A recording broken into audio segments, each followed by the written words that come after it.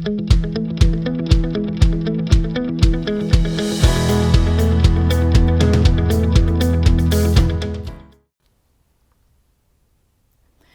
our northern red-bellied cooters, who are here as a part of the Head Start program. Roughly 30 years ago, the red-bellied cooter population was as low as 300 individuals. Now, the population has grown to several thousand thanks to the Massachusetts Fish and Wildlife Service Head Start program. This program is important since they are classified as a state and federally endangered species.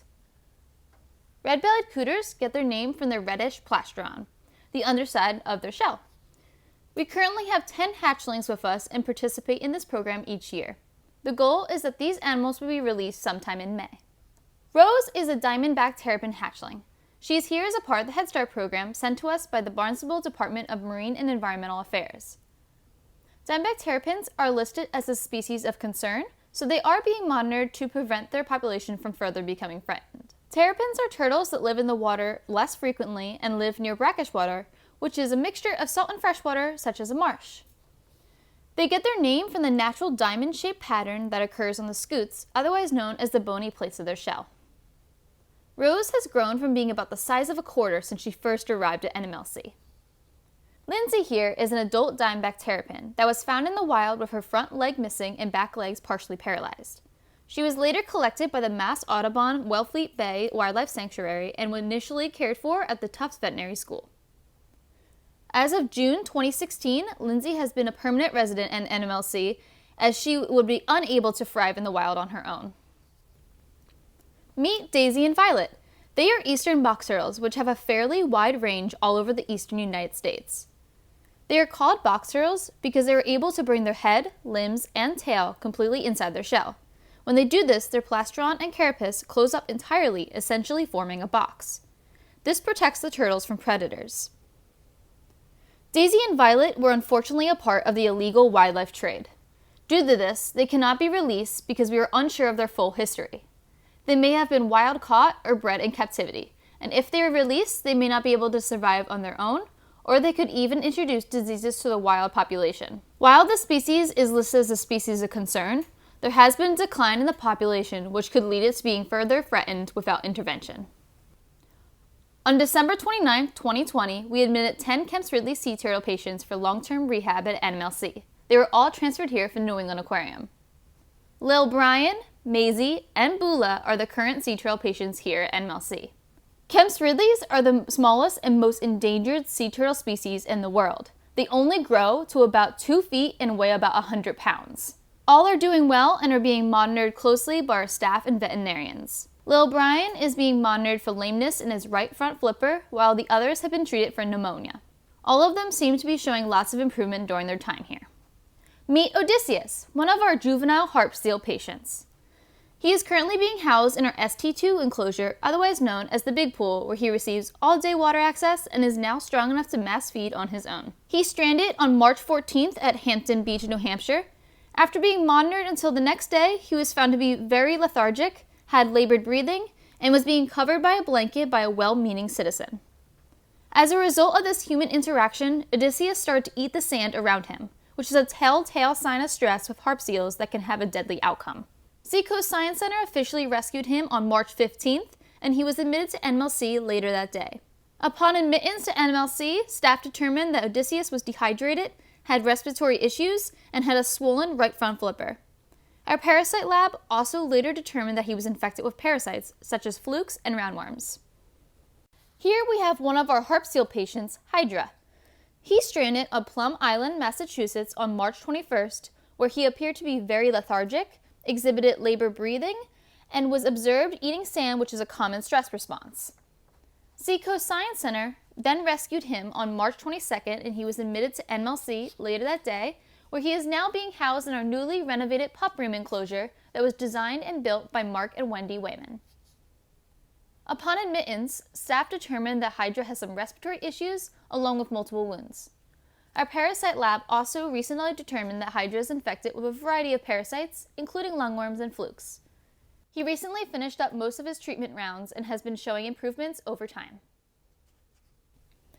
Moving on to one of our other patients, Apollo.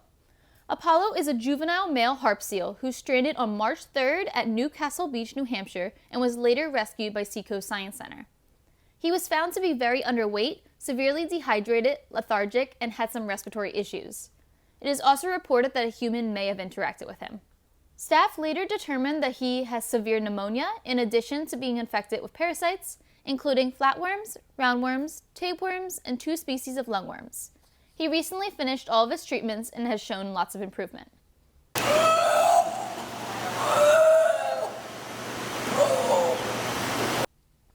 Meet Atlas, one of our male gray seal weanling patients. Atlas was first reported on March 23rd by concerned citizens who had spotted him in the Cape Cod Canal. He was severely entangled in about 1.2 kilograms of fishing gear with about 130 centimeters trailing down his back.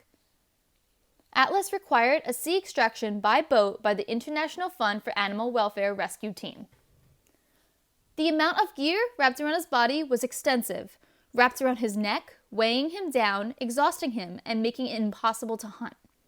Therefore, he was found to be very weak with some minor wounds. He was admitted to NMLC on March 24th and is currently being housed in Pod 2, where he receives frequent water access and is strong enough to mass feed on his own.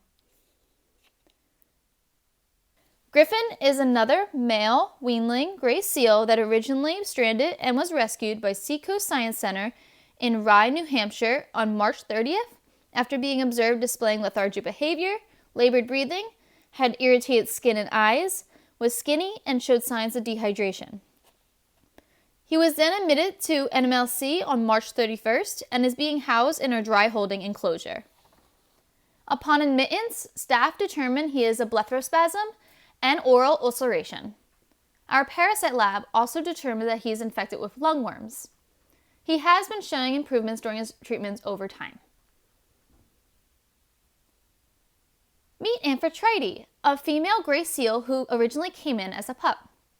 She stranded on January 9th on Great Point, Nantucket, Massachusetts, and was later rescued by Marine Mammal Alliance of Nantucket on January 11th after it was determined that she was abandoned by her mother. We are unsure the exact reason why she may have been abandoned. During her time here, she has received treatments for mild respiratory problems, an infected umbilicus, GI issues, and lethargic behavior, most likely due to low salt levels. Meet Montauk. He is a male harbor seal who was first admitted on May 27, 2020, after a well-intentioned individual spotted him and thought he was in need of rescue, and then attempted to rescue him himself. Montauk was still maternally dependent at this time, but was separated from his mom as a result of this intervention. He was later rescued by our partner organization, Marine Mammals of Maine. After rehab, he was then released for the first time on September 2, 2020. Unfortunately, he was stranded 2 times after being unable to thrive on his own in the wild, had human and dog interactions, and after becoming entangled in fishing line. Due to this, he was recently deemed non-releasable. The management agency is currently looking at the best placement options for Montauk's future. This is a rare case since most patients are able to be released back into the wild. Welcome to the National Marine Life Center's Seal Pup Splash. Thank you for being here. My name is Beth Sobeloff-Jones and I'm the Interim Executive Director. It's my pleasure tonight to introduce our newest exhibit, the Roberta Morris and Tim Hines Native Turtle Habitat. For now, our Diamondback Terrapin, Lindsay, is going to be the resident for the foreseeable future. This great habitat here was the brainchild of one of our animal care staff, Wendy Wyman. It was built by my husband, Roger Jones, and the beautiful mural that you see was painted by one of our volunteers, Sarah Donner. Roberta Morris is our board chair, and her husband, Tim Hines, have been great supporters of NMLC, both financially and otherwise, and we really appreciate their support, and so to thank them, we wanted to name this habitat after them. We rely on our supporters and our donors to help us out so that we can continue to do what we do here at National Marine Life Center, which is to rehabilitate and release seals and sea turtles. If you can, or if you would like to, please donate by clicking on the donate button on our Facebook page or going to nmlc.org. Thank you, and thanks for being here tonight.